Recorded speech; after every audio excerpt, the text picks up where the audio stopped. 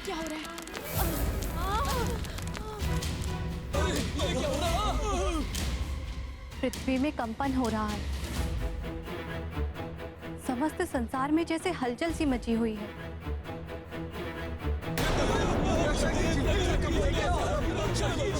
परंतु फिर भी प्रतीत हो रहा है जैसे कोई असाधारण, सुंदर और महान कार्य हो रहा हो।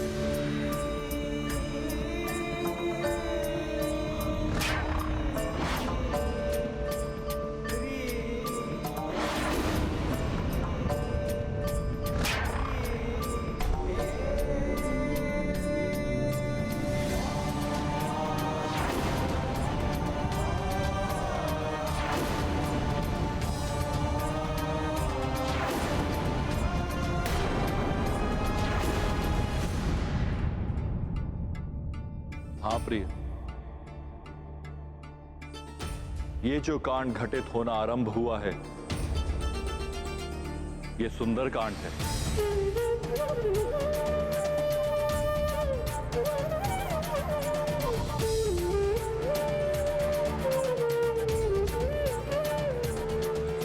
सुंदरकांड? हाँ देवेश्वरी, सुंदरकांड के नाम से ये जगत विख्यात होगा। श्री राम सुंदर, उनकी सुंदर भार्या देवी सीता को ढूंढने के लिए निकल पड़े हैं। अतुलित बल के धाम सुंदर हनुमान। यह अध्याय है एक असंभव लक्ष्य को पाने की यात्रा पर निकल पड़े कपीश हनुमान की अद्भुत पराक्रम से ओतप्रोत गाथा का, जो अंततः उस लक्ष्य को प्राप्त करेंगे। अनेकों दुर्हो परिस्थितियों पर विजय पाते हुए देवी सीता तक पहुंचेंगे, जो साक्षात देवी शक्ति का रूप है, जिनसे मिलकर हनुमान आत्म साक्षात्कार के प्रकाश से आलोकित हो उठेंगे। इसलिए इस अध्याय को सुंदरकांड की संज्ञा दी गई है। श्री राम कथा का यह अध्याय जन साधारण को समस्त कष्टों से मुक्ति दिलाकर जीवन को सरल एवं सुंदर बना देगा। श्री राम का नाम तो वैसे भी कल्याणकारी मंत्र है। उनकी गाथा के साथ हनुमान का पराक्रम भी जुड़ जाए तो उसका प्रभाव समस्त विपदाओं और आपदाओं को समाप्त करने वाला होगा ही। हाँ देवी, आने वाले युगों में जब किसी पर कोई विपदा आएगी, जैसे किसी का विवाह नहीं हो पा रहा हो, कोई संतानहीन हो, कोई जीविका के लिए धन का अर्जन नहीं कर पा रहा हो, किसी को कोई रोग सता रहा हो, किसी के परिवार में कोई अपना कर्म भूलकर भोग विलास में लीन हो, या परिवार का मुखिया मदिरा का दास बनकर दुराचारी हो गया हो, किसी की संतान रावण की ही भांति दुष्कर्मों में लिप्त हो गई हो, किसी के बने हुए कार्य बिगड़ रहे हों, या किसी को अपार कष्टों से मुक्ति नहीं मिल पा रही हो, उनके समस्त कष्टों का निवारण करेगा ये सुंदरकांड। बहुत ही अद्भुत महिमा है सुंदरकांड की। इसके लिए जनसाधारण को क्या करना होगा स्वामी? सुंदरकांड का पाठ करना होगा। सुंदरकांड का पाठ करने वाले, उसे सुनने वाले, उसे देखने वाले या कोई भी जीव जंतु उस स्थान पर उपस्थित होंगे, वे सब कष्टों से मुक्त होकर मोक्ष के अधिकारी हो जाएंगे। यही नहीं, सुंदरकांड की पुस्तक के समक्ष 2 पुष्प चढ़ाकर श्रद्धापूर्वक शीश नवाने वाले भी मोक्ष के अधिकारी होंगे। उनके समस्त कष्टों का निवारण हो जाएगा। जैसे कपीश हनुमान निकल पड़े हैं श्री राम के कष्टों का निवारण करने के लिए।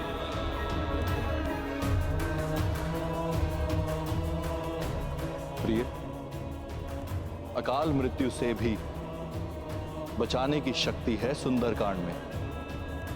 इसका पाठ करने और सुनने वाले को मृत्यु के मुख से भी खींचकर जीवित निकाल लाएगा ये सुंदरकांड। तो अब हनुमान की यात्रा के साथ ही आरंभ होता है ये अद्भुत सुंदर कांड।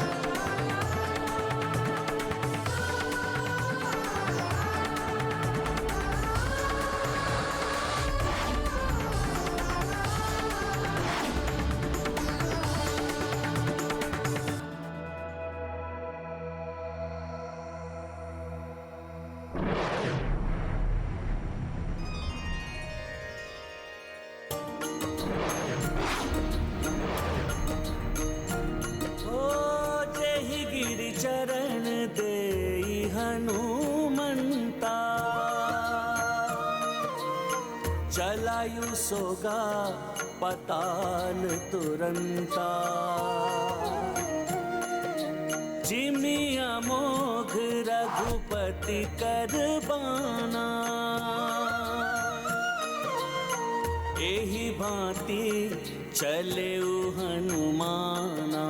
राम सिया राम जय हनुमान।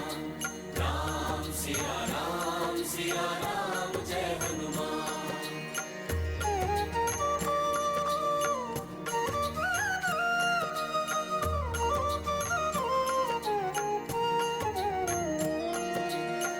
तीव्र विलक्षण गति के स्वामी, जय बजरंगी अंतर्यामी। ओ तुम्हरे उर में राम बसो, को नहीं जग में तुम सो। राम सिया राम जय हनुमान। ये गाथा महाबली हनुमत की, रुचिकर लीला राम भगत की। जय जय जय रघुनंदन राम, जय जय जय महाबली हनुमान।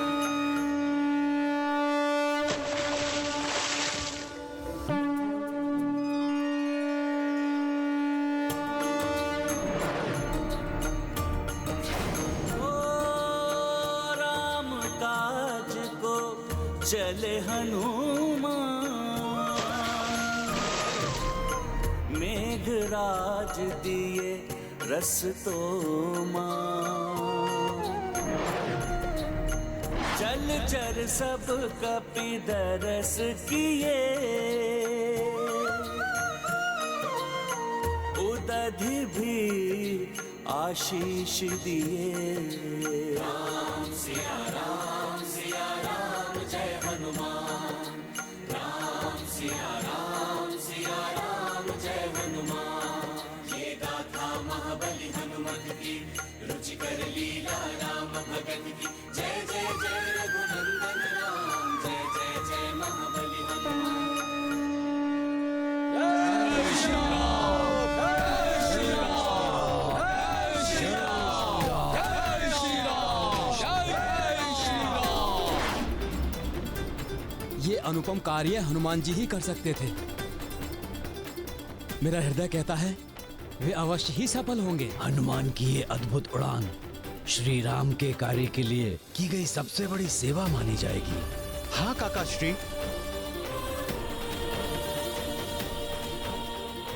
बस अब हनुमान जी के मार्ग में कोई बाधा ना आए।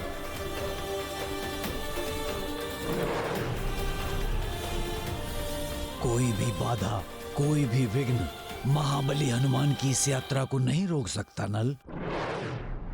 जय श्री राम।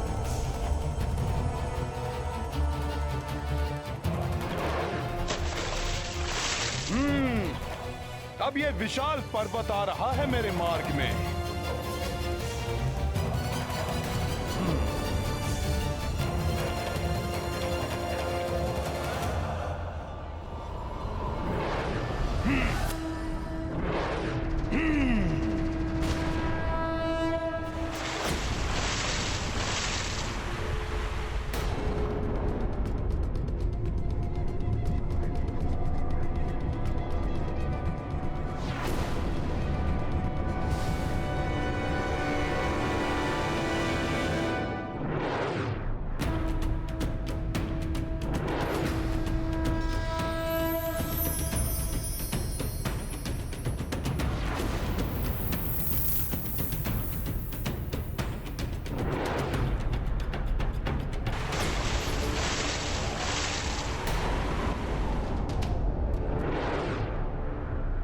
पुनः आ गया ये पर्वत।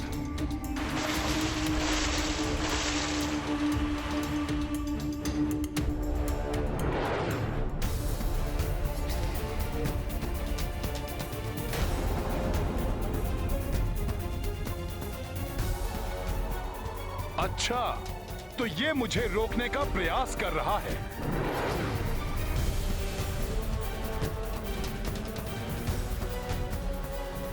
तुम्हारी भुजाएं मेरा मार्ग नहीं रोक सकेंगी पर्वतराज।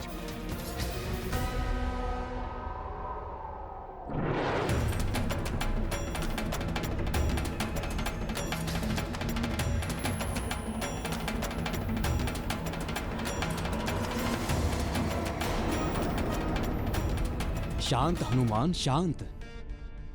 मैं आपका मार्ग रोक नहीं रहा हूं पवन पुत्र श्री राम भक्त हनुमान। मेरा प्रणाम स्वीकार करें। मैं शत्रु नहीं, सेवक हूं।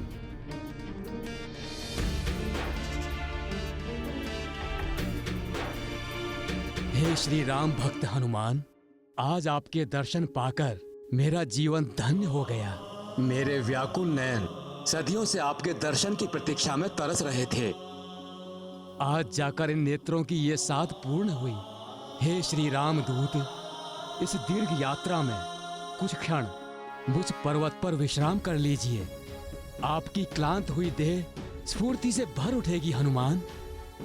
तब एक नवीन ऊर्जा के साथ पुनः आप श्री राम काज हेतु आगे बढ़ सकते हैं हनुमान। राम काज में विश्राम कैसा पर्वतराज? प्रभु का कार्य अविलंब पूर्ण करना है मुझे। और फिर मैं आप पर विश्राम क्यों करूं? मैं तो आपको जानता तक नहीं। मैं मैनाक पर्वत हूँ हनुमान जी, पर्वतराज हिमालय एवं माता मैना का पुत्र। आपके पिताश्री पवन देव के बड़े उपकार हैं मुझ पर। मेरे पिताश्री के उपकार? वो कैसे? ये सदियों पूर्व की घटना है पवन सुत, जब पर्वतों के भी पंख हुआ करते थे। गिद्धों की भांति आकाश में ऊंचाई तक तीव्र गति से उड़ने की क्षमता हुआ करती थी पर्वतों में।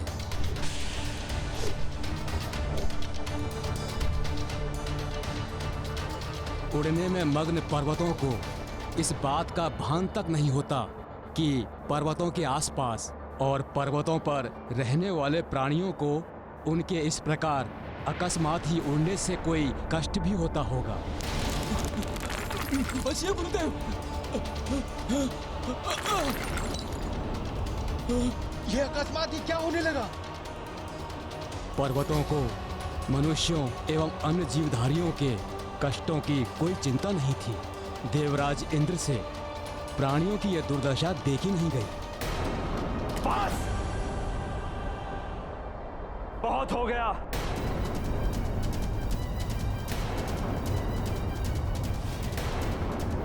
इन शक्ति के मत में डूबे पर्वतों ने, हम देवताओं की पूजा करने वाले मनुष्यों, हमें यज्ञ के द्वारा भविष्य प्रदान करने वाले ऋषियों एवं निरीह वन्य प्राणियों पर बहुत अत्याचार कर लिए। अब ये सब रोकना ही होगा। हाँ देवराज, उचित कह रहे हैं आप। पंखों के कारण ही उन्हें उड़ने की शक्ति मिली हुई है, जिसका अनुचित लाभ उठाते हुए ये कभी भी अकस्मात ही उड़ जाते, जिससे प्राणियों को बहुत कष्ट हो रहा है। सत्य कहा शनिदेव। ऋतुएं भी अपना प्रभाव नहीं डाल पाती।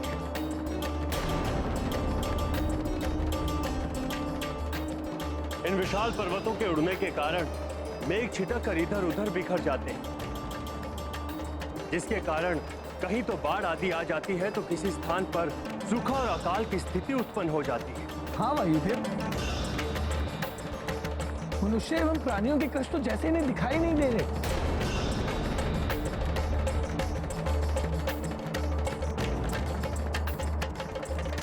ये अन्याय और नहीं होने दूंगा मैं। पंखों के कारण ही ये पर्वत इतने अभिमानी हो गए। अब इन्हें पंख विहीन करना ही होगा।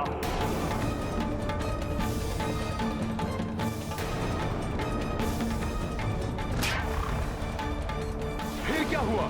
देवराज इंद्र ने क्या किया? महाबली इंद्रदेव को रोकना तो किसी के लिए भी संभव नहीं था हनुमान।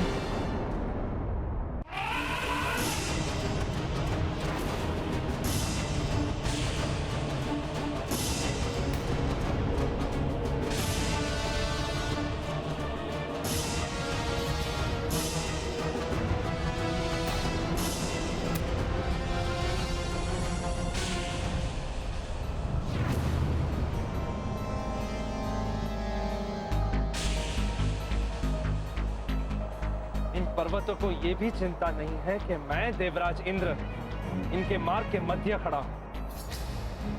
ये बिना रुके स्पर्धा करते हुए आगे ही बढ़ते आ रहे हैं।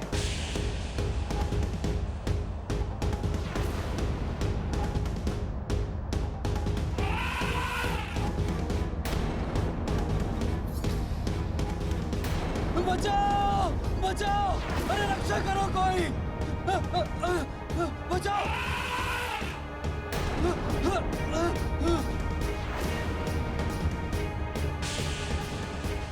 बस पर्वतों, बहुत हो गया तुम्हारा यह अत्याचार।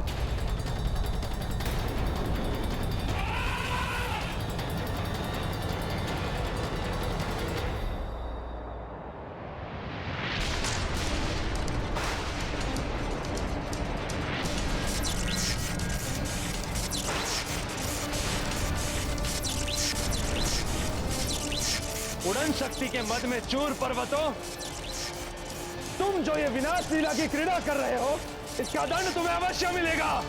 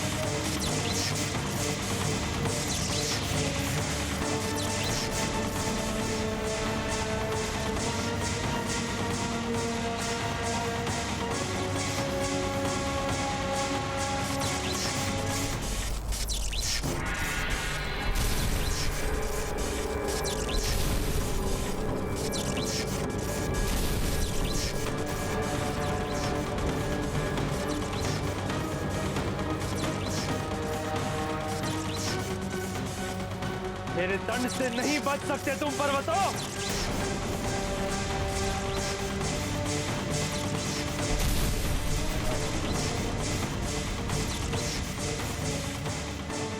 किंतु आपके पंख तो अभी भी सुरक्षित हैं। आपके पिताश्री वायुदेव की उदारता के कारण ही मेरे पंख कटने से बच गए हनुमान। रक्षा कीजिए वायुदेव, रक्षा कीजिए। इंद्रदेव के प्रकोप से मेरी रक्षा कीजिए वायुदेव। प्रकट होइए वायुदेव। प्रणाम वायुदेव। पर्वतराज हिमालय पुत्र मैनाक, तुम पर्वतों के अत्याचार और ना हो, इसीलिए इंद्रदेव अब तुम पर्वतों को पंख विहीन किए बगैर नहीं रुकेंगे। वायुदेव, जब वो क्रोध में आकर मेरी ओर बढ़ रहे थे तो स्पष्ट लक्षित हो रहा था कि वे मुझे मात्र पंख विहीन नहीं करेंगे, अपितु आज मेरा वध भी कर डालेंगे। इसलिए मैं वहां से भाग निकला। वायुदेव, कोई उपाय कीजिए। अब इस संकट की घड़ी में आप ही मेरी सहायता कर सकते हैं। वायुदेव, कुछ उपाय कीजिए। वायुदेव, कुछ उपाय कीजिए।